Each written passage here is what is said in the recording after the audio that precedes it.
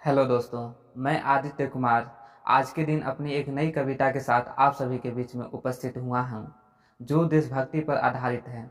उम्मीद है आप सभी को पसंद आएगी। दोस्तों, इस समय जो देश है आंतरिक कलह से जूझ रहा है। धर्म समुदाय के नाम पर लोग आपस में ही लड़ रहे हैं और इसका कहीं ना कहीं खामियाजा देश को भुगतना पड़ रहा है। तो दोस्तों, मेरी शुरुआती जो 4 पंक्तियां हैं देश के नौजवानों पर है कि वे इनके बहकावे में न आएं और उनके अंदर क्या होना चाहिए। चलिए दोस्तों, मैं अपनी पहली 4 पंक्तियां प्रस्तुत करता हूँ। माँ भारती के लाल हिंद के जवान, माँ भारती के लाल हिंद के जवान, तिरंगे के प्रति सम्मान होना चाहिए।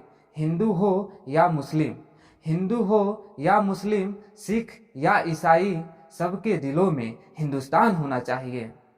दोस्तों, इस समय जो देश है, देश की जो रीढ़ होता है यह खादी और खाकी होता है।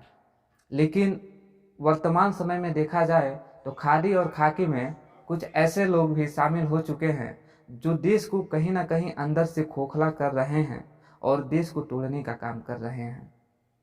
दोस्तों, जो खादी हमारे जो नेता हैं और खाकी जो हमारे पुलिस, जो हमारे आंतरिक सुरक्षा गार्ड हैं, यह कहीं ना कहीं इसमें अयोग्य लोगों का हो जाना बहुत ही अशोभनीय है।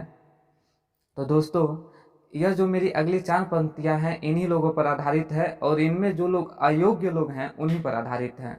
अगर देखा जाए तो अगर योग्य लोग ना हो तो हमारी जो सिस्टम है एकदम फेल हो जाएगी।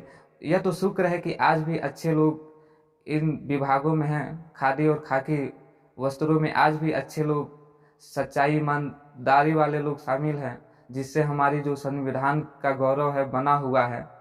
तो दोस्तों, मेरी अगली 4 पंक्तियां।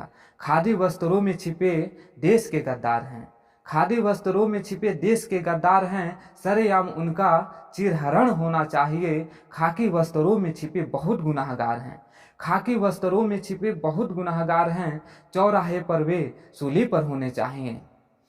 दोस्तों, मेरी अगली 4 पंक्तियां देश के नौजवान जो इस समय सीमा पर सुरक्षा कर रहे हैं हमारे और उनके माताओं पर आधारित है।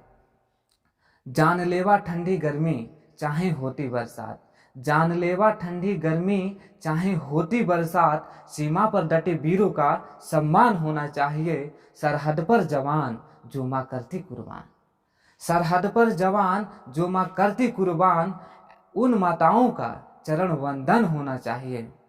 दोस्तों, जैसा कि मैंने कहा कि देश में कुछ ऐसे भी लोग हैं जो देश को अंदर से खोखला करने का काम कर रहे हैं। कुछ ऐसे अनेक व्यक्ति हैं। तो मेरी यह जो अगली 4 पंक्तियां, 2 पंक्तियां उन लोगों पर है और अगली जो 2 पंक्तियां हैं देश के नौजवानों पर है जो हमारे पड़ोस में दुश्मन हैं, उनको कहीं ना कहीं सबक सिखाने के लिए है। कंस बनकर जब देश में अत्याचार करे कोई, कंस बनकर जब देश में अत्याचार करे कोई, किसी नंद घर में दाऊद श्याम भी पलने चाहिए। रावण जब पल रहे हैं पड़ोसियों के देश में, तो रावण जब पल रहे हैं पड़ोसियों के देश में, तो माँ भारती के कोख में श्री राम पलने चाहिए, माँ भारती के कोख में श्री राम पलने चाहिए। बहुत बहुत धन्यवाद दोस्तों मेरी पूरी कविता सुनने के लिए। मिलते हैं अगली वीडियो में एक नई कविता के साथ। तब तक के लिए धन्यवाद। आप खुश रहें, सलामत रहें।